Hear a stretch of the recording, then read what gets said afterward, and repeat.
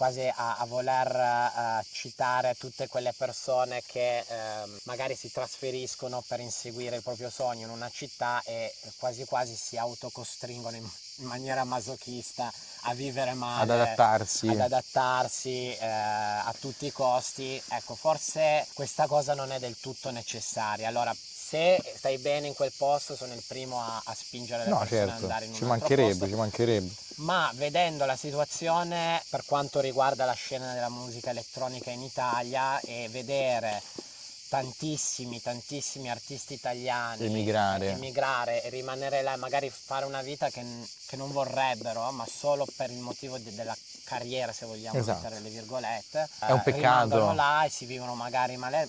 Ecco, magari vorrei fare un invito a questi artisti: Provateci anche qui, è andate, difficilissimo. fate esperienza e poi tornate a Tornate. casa, perché magari